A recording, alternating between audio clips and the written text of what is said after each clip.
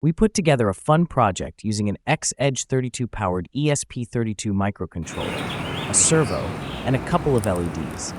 With its spring-loaded head, the original owl scarecrow did nothing to scare off the birds. But after a simple upgrade, our owl actually worked. We used to have a big problem with bird droppings, but our upgraded owl kept them at bay. Sorry for the shaky video. The owl is perched high up on the eave, so we had to zoom in with a phone. One of the best things about using X-Edge32 is that it lets us live edit the Lua source code without needing to physically reach the owl, which would otherwise require a ladder.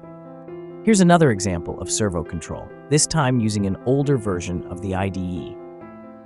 Thanks to X-Edge32's capabilities as a web server, creating a real-time WebSocket-powered HTML5 user interface for remotely controlling the servo is pretty straightforward.